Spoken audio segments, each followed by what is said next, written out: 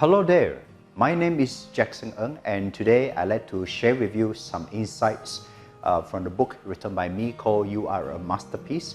So the question is, what is this book about? How can you use this book in your personal life and in your work and also in your business? So today I will uncover some of the insights written in this book, and I really believe it will help you if you are working for somebody, or even if you are running your own business. This book will be helping you.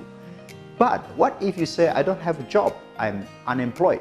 It will also help you. It will help you no matter what situation you're in, because the aim of this book is to help you to transform your life so that you can become a masterpiece in whatever you do. Yeah, you will be the best in your career, you will be the best in your organization, you will be the best in the industry if you really want to be. But the big question is, how can you become the best in your industry?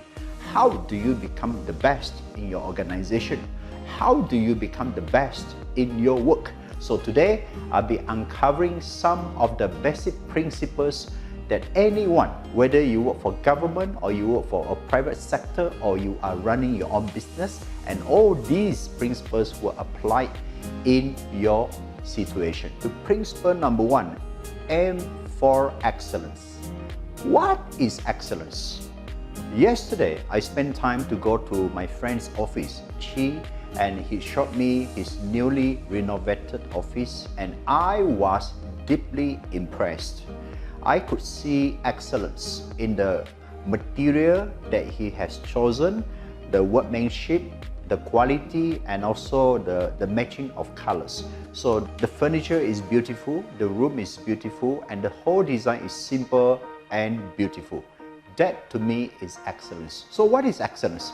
When you see something very well done, very outstanding, and you can't find fault, you can't find flaw in that thing, and then you say, wow.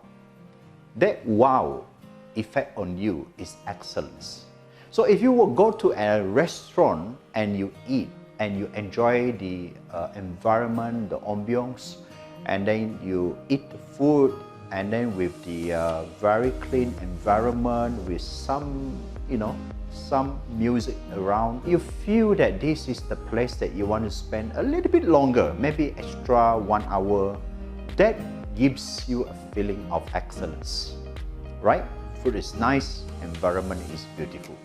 Ladies and gentlemen, how can you and I do an excellent job? How can we be excellent in what we do? Let us agree and understand the concept of excellence.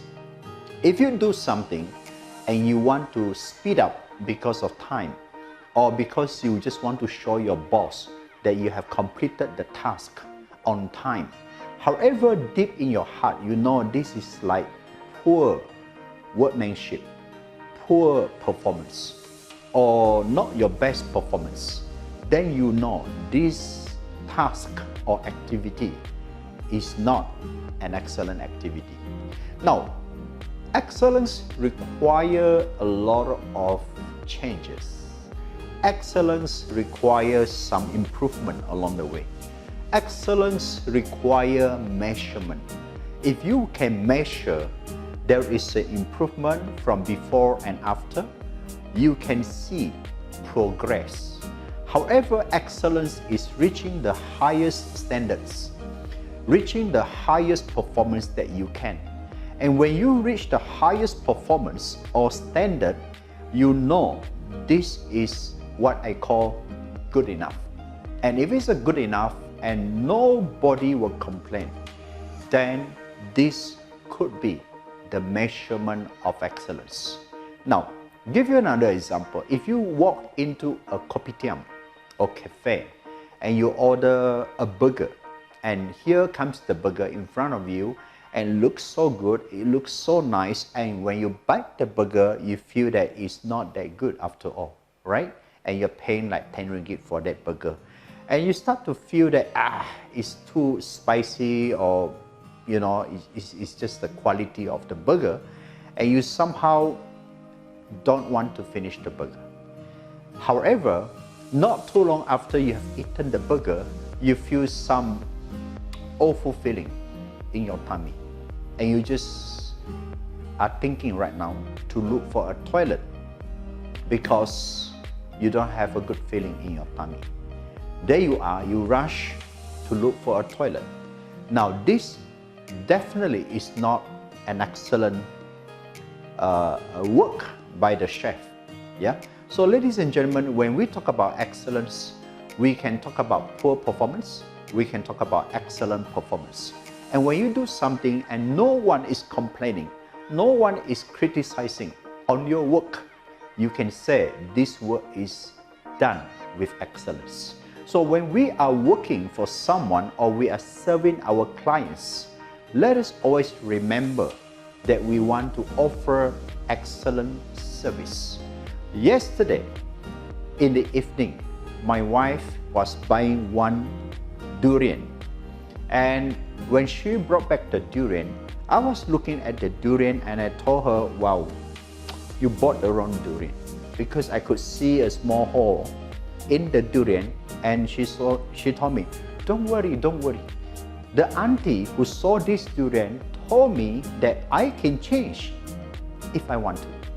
So we went back to the market, which is 3 minutes away from my house, to see the auntie, and we got another durian back. So the auntie allowed us to change the durian with another one, because that is her service motto.